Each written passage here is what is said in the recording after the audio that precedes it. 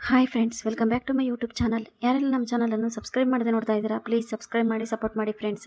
ನಿನ್ನ ಜೊತೆ ನನ್ನ ಕತೆ ನಾಳಿನ ಸಂಚಿಕೆಯಲ್ಲಿ ಏನಾಗುತ್ತೆ ಅಂತ ನೋಡೋಣ ಬನ್ನಿ. ಸಂಚಿಕೆ ಶುರುವಿನಲ್ಲಿ ಮನಸ್ವಿನಿ ಮತ್ತು ದೇವಯಾನಿ ಮಾತಾಡ್ತಾ ಇರ್ತಾರೆ.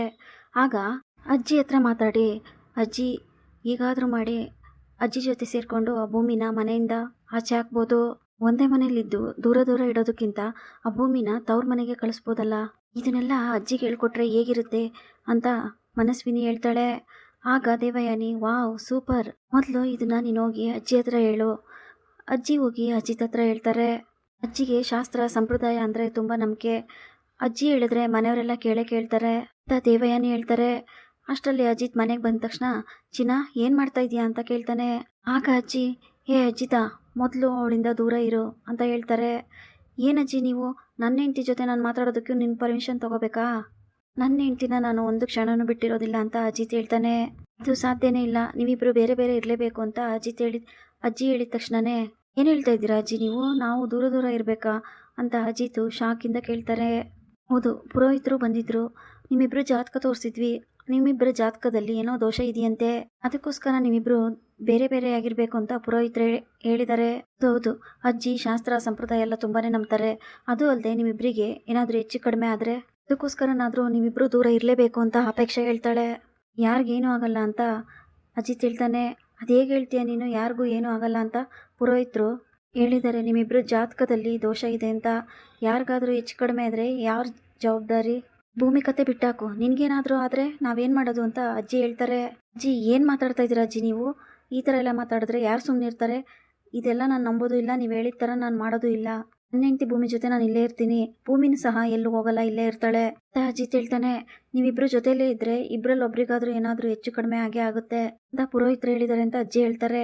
ಹೌದಾ, ಯಾವ ಜ್ಯೋತಿಷರು ಹೇಳಿದ್ರು ಅಂತ ಅಜಿತ್ ಕೇಳ್ತಾನೆ. ಆಗ ಅಜ್ಜಿ ಅದು ಅಂತ ಯೋಚನೆ ಮಾಡ್ತಾ ಇರ್ಬೇಕಾದ್ರೆ, ಹೇಳಿ ಅಜ್ಜಿ ಅದ್ಯಾರು ಅಂತ, ತುಂಬಾನೇ ಪವಾಡ ಪುರುಷರು ಹಾಗೆ ಹೇಗೆ ಅಂತ ಹೇಳ್ತಾ ಇದ್ರಿ, ಹೆಸರು ಕೇಳಿದ್ರೆ ಅಷ್ಟು ಬೇಗ ಅವ್ರ ಹೆಸರು ಮರ್ತು ಬಿಟ್ರಾ ಅಂತ ಅಜಿತ್ ಕೇಳ್ತಾನೆ. ಅದು ಭವಿಷ್ಯ ಕುಮಾರ ಸ್ವಾಮೀಜಿ ಅಂತ, ಅವರು ತುಂಬಾನೇ ಫೇಮಸ್ಸು, ಅವ್ರು ಏನು ಹೇಳ್ತಾರೋ ಅದು ನಡೆದೇ ನಡೆಯುತ್ತೆ, ಅವ್ರು ಏನು ಹೇಳಿದ್ರು ನಿಜ ಆಗುತ್ತೆ ಗೊತ್ತಾ ಅಂತ ಅಪೇಕ್ಷೆ ಹೇಳಿದಾಗ, ಯಾರು ಎಷ್ಟೇ ದೊಡ್ಡ ಸ್ವಾಮೀಜಿ ಆದರೂ ಎಷ್ಟೇ ಪವಾಡ ಮಾಡಿದ್ರು ಅದನ್ನ ನಂಬಬೇಕೋ ಬಿಡಬೇಕು ಅನ್ನೋದು ನನಗೆ ಬಿಟ್ಟಿದ್ದು, ಇದನ್ನೆಲ್ಲ ನಾನು ನಂಬೋದಿಲ್ಲ. ಅವ್ರು ಇದನ್ನೆಲ್ಲ ದುಡ್ಡುಗೋಸ್ಕರ ಬೇಕಾದರೂ ಮಾಡಿರ್ಬೋದಲ್ಲ. ಚಿಕ್ಕ ವಯಸ್ಸಲ್ಲೂ ನೋಡ್ಕೊಂಬಂದಿರೋದು ನಮ್ಮ ಮನೆಗೆ ಬರ್ತಾರಲ್ಲ ದೊಡ್ಡ ಗುರುಗಳನ್ನ ಮಾತ್ರ, ಅವ್ರನ್ನ ಮಾತ್ರ ನಾನು ನಂಬ್ತೀನಿ. ಅವ್ರನ್ನ ಬಿಟ್ಟು ಬೇರೆ ಯಾರಾದರೂ ಏನಾದರೂ ಹೇಳಿದ್ರು ನಾನು ನಂಬಲ್ಲ. ಅದು ಇದು ಅಂತ ಏನೇನೋ ನಂಬಿ ಯಾರ್ಯಾರನೋ ಮಾತು ಕೇಳಿ ಮೋಸ ಹೋಗ್ಬೇಡಿ. ನೋಡಜ್ಜಿ, ಸ್ವಾಮೀಜಿ ಹೇಳಿದ್ ನಂಬೇಕೋ ಬಿಡಬೇಕೋ ಅದು ನಮಗೆ ಬಿಟ್ಟಿದ್ದು. ನೋಡಜ್ಜಿ, ಇಲ್ಲಿ ಪ್ರಶ್ನೆ ಬಂದಿರೋದು ನಿಮ್ಮ ಜೀವದ ಬಗ್ಗೆ. ಇದನ್ನೆಲ್ಲ ನೋಡ್ಕೊಂಡು ನಾವು ಸುಮ್ಮನೆ ಇರೋದಕ್ಕಾಗೋದಿಲ್ಲ. ಬೇರೆ ಏನಾದರೂ ಹೇಳಿದ್ರು ನಾವು ತಲೆ ಕೆಡಿಸ್ಕೊಳ್ತಾ ಇರಲಿಲ್ಲ. ನಮ್ಮೆಲ್ಲರಿಗೂ ನೀನು ತುಂಬ ಮುಖ್ಯ. ಏನಾದರೂ ಅಪಾಯ ಆದರೆ ಸ್ವಲ್ಪ ಅರ್ಥ ಮಾಡ್ಕೋ ಅಜಿತ್, ಯಾವಾಗಲೂ ಹಠ ಮಾಡಬೇಡ ಅಂತ ರಮಣ್ ಅಜಿತ್ಗೆ ಹೇಳ್ತಾರೆ. ಮುಂದೇನಾದರೂ ಹೆಚ್ಚು ಕಡಿಮೆ ಆದರೆ ನಾವೆಲ್ಲರೂ ಕೊರಗಬೇಕು ಅಂತ ರಮಣ್ ಹೇಳಿದ ತಕ್ಷಣನೇ, ಅಪ್ಪ ನೀವು ಕೂಡ ಇದೇ ಥರ ಮಾತಾಡ್ತಿದ್ದೀರಲ್ಲ, ನಾನು ಪ್ರಾಕ್ಟಿಕಲಾಗಿ ಯೋಚನೆ ಮಾಡ್ತಾ ಇದ್ದೀನಿ, ಇದೆಲ್ಲ ನಂಬುವಂಥ ಮಾತಾ? ಅವ್ರು ಹೇಳಿದ ತಕ್ಷಣ ನನ್ನ ಜೀವಕ್ಕೆ ಏನಾದರೂ ಆಗುತ್ತೆ ಅಂದರೆ ನಾನು ಪೊಲೀಸ್ ಆಗ್ತಾನೆ ಇರಲಿಲ್ಲ. ಸ್ವಲ್ಪ ಬುದ್ಧಿ ಇಟ್ಕೊಂಡು ಯೋಚನೆ ಮಾಡಿ ಅಂತ ಅಜಿತ್ ಹೇಳ್ತಾನೆ. ಆಗ ಭೂಮಿ, ಹೋಗ್ಲಿ ಬಿಡಿ ಸಾಹೇಬ್ರೆ, ಅವ್ರು ಹೇಳ್ತಾ ಇರೋದು ನಮ್ಮೊಳ್ಳೇದಕ್ಕೆ ಅಲ್ವಾ. ನಾನು ನಿಮ್ಮಿಂದ ದೂರ ಇರ್ತೀನಿ, ನೀವು ನನ್ನಿಂದ ದೂರ ಇರಿ. ಇನ್ನೆರಡು ತಿಂಗಳು ಅಷ್ಟೇ ತಾನೇ, ದೋಷ ಎಲ್ಲ ಪರಿಹಾರ ಆದಮೇಲೆ ನಾವಿಬ್ಬರು ಒಟ್ಟಿಗೆ ಇರೋಣ. ಒಟ್ಟಿಗೆ ಇರೋದು ಮುಂದಿದ್ದಿದ್ದೆ ಅಂತ ಭೂಮಿ ಹೇಳ್ತಾಳೆ. ಯಾರೇನೇ ಹೇಳಿದ್ರು ನಾನು ಇದಕ್ಕೆಲ್ಲ ಒಪ್ಕೊಳ್ಳೋದಿಲ್ಲ. ಯಾವುದೇ ಕಾರಣಕ್ಕೂ ನಾನು ಭೂಮಿಯಿಂದ ದೂರ ಇರೋದಿಲ್ಲ. ಆಗ ಮನೆಯವ್ರಿಗೆಲ್ಲ ಕೋಪ ಬರುತ್ತೆ. ಹಾಗಾದ್ರೆ ನಮಗಿಂತ ನಿನಗೆ ಇವಳೇ ಮುಖ್ಯನಾ ಅಂತ ಅಜ್ಜಿ ಕೇಳಿದಾಗ, ಅಜ್ಜಿ ಇದು ನನ್ನ ಪ್ರೀತಿ ವಿಷಯ, ನೀನೆಲ್ಲೂ ಹೋಗ್ಬೇಡ, ಯಾರೇನೇ ಹೇಳಿದ್ರು ನಾನು ನಿನ್ನನ್ನು ಬಿಟ್ಕೊಡೋದಿಲ್ಲ ಅಂತ ಅಜ್ಜಿತ್ ಕೂಗಾಡಿ ಅಲ್ಲಿಂದ ಹೊರಟೋಗ್ತಾನೆ. ಆಗ ಅಜ್ಜಿ, ಚೆನ್ನಾಗಿ ಮರಳು ಮಾಡಿ ನನ್ನ ಮೊಮ್ಮಗನ್ನ ಬುಟ್ಟಿಗೆ ಹಾಕೊಂಡಿದ್ಯಾ ಅಲ್ವಾ, ನನ್ನ ಮೊಮ್ಮಗಾದ್ರೂ ಏನಾದರೂ ಹೆಚ್ಚು ಕಡಿಮೆ ಆಗಬೇಕು, ಅವಾಗ ನಿನ್ನನ್ನು ಏನು ಮಾಡ್ತೀನಿ ಅಂತ ನೋಡ್ತಾ ಇರು ಅಂತ ಜಾತಕನೇ ನಿಂದು ಅಂತ ಅಜ್ಜಿ ಕೋಪ ಮಾಡಿಕೊಂಡು ಭೂಮಿಗೆ ಬೈತಾ ಇರ್ತಾರೆ.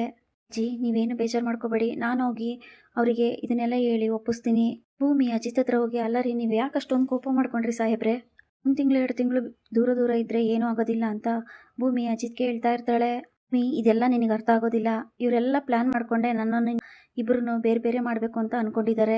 ನಮ್ಮ ದೊಡ್ಡ ಗುರುಗಳೇ ಇರಬೇಕಾದ್ರೆ ಅಜ್ಜಿ ಬೇರೆಯವ್ರ ಹತ್ರ ಹೋಗಿ ಅಷ್ಟು ಸುಲಭವಾಗಿ ಜಾತಕ ತೋರಿಸಿ ಅದ್ರ ಬಗ್ಗೆ ಕೇಳಲ್ಲ. ಅವರು ನಮ್ಮಿಬ್ಬರನ್ನ ಬೇರೆ ಬೇರೆ ಮಾಡಬೇಕು ಅಂತಾನೆ ಇಷ್ಟೆಲ್ಲ ಪ್ಲಾನ್ ಮಾಡಿದ್ದಾರೆ. ಬೇಕಾದ್ರೆ ಇದನ್ನೆಲ್ಲ ನಂಬು, ಆದರೆ ನಾನು ಯಾವುದೇ ಕಾರಣಕ್ಕೂ ಇದನ್ನೆಲ್ಲ ನಂಬೋದಿಲ್ಲ. ನಿಂದ ನನಗೆ ಯಾವುದೇ ಅಪಾಯ ಆಗೋದಿಲ್ಲ, ನೀನು ಏನು ಯೋಚನೆ ಮಾಡಬೇಡ, ಆರಾಮಾಗಿರು ಭೂಮಿ ಅಂತ ಅಜಿತ್ ಹೇಳ್ತಾನೆ. ಇದು ಸಾಹೇಬ್ರೆ, ನೀವು ಅವ್ರ ಸಮಾಧಾನಕ್ಕೋಸ್ಕರನಾದರೂ ಒಪ್ಕೋಬೇಕಲ್ವಾ, ಬಿಟ್ಟು ನನ್ನ ಮಾತು ಕೇಳಿ, ಯಾವತ್ತಿದ್ರೂ ನಾವಿಬ್ಬರು ದೂರ ಆಗಲೇಬೇಕು. ಆದರೆ 2 ತಿಂಗಳು ದೂರ ದೂರ ಇದ್ದರೆ ಏನೂ ಆಗಲ್ಲ ಅಂತ ಭೂಮಿ ಹೇಳಿದ ತಕ್ಷಣವೇ, ಹಾಗಾದರೆ ಸತ್ಯಣ್ಣ ಹೇಳಿರೋದೆಲ್ಲ ನಿಜನಾ? ನಿಮಗೇನಾದರೂ ನನ್ನ ಮೇಲೆ ಪ್ರೀತಿ ಹುಟ್ಟಿದೆಯಾ? ಅದಕ್ಕೆ ನಿಮಗೆ ನನ್ನನ್ನು ಬಿಟ್ಟಿರೋಕ್ಕಾಗ್ತಾ ಇಲ್ವಾ ಅಂತ ಭೂಮಿ ಹೇಳಿದಾಗ, ಅಯ್ಯೋ ಭೂಮಿ, ಏನು ಹೇಳ್ತಾ ಇದೀಯಾ ನೀನು? ಏನೋ ನಾನು ನಿನ್ನನ್ನು ಬಿಟ್ಟಿರೋಕ್ಕಾಗೋದಿಲ್ಲ ಅಂತ ಈ ಥರ ಎಲ್ಲ ಯೋಚನೆ ಮಾಡ್ತಾ ಇದ್ದೀನಾ? ಅದು ಸಾಧ್ಯನೇ ಇಲ್ಲ. ನೀನೇನೇನೋ ತಿಳ್ಕೊಬೇಡ. ಆಗ ಸರಿ, ಈಗ ನಾನು ಏನು ಮಾಡ್ಬೇಕು ಹೇಳು? ನಾವಿಬ್ಬರು 2 ತಿಂಗಳು ದೂರ ದೂರ ಇರಬೇಕಷ್ಟೇ ತಾನೇ? ಸರಿ, ನನಗಿದಕ್ಕೆಲ್ಲ ಒಪ್ಪಿಗೆ ಇದೆ ಅಂತ ಅಜಿತ್ ಹೇಳಿದ ತಕ್ಷಣವೇ, ಹಾಗಾದರೆ ಮನೆಯವ್ರ ಮುಂದೆ ಬಂದು ಹೇಳಿ ಸಾಹೇಬ್ರೆ ಅಂತ ಹೇಳಿದಾಗ, ಸರಿ ಆಯಿತು, ಹಾಗಾದರೆ ನೀನು ಹೇಳ್ದಂಗೆ ಮಾಡ್ತೀನಿ ಅಂತ ಅಜಿತ್ ಹೇಳ್ತಾನೆ. ಇಲ್ಲಿಗೆ ಸಂಚಿಕೆ ಮುಕ್ತಾಯವಾಗುತ್ತದೆ. Thanks for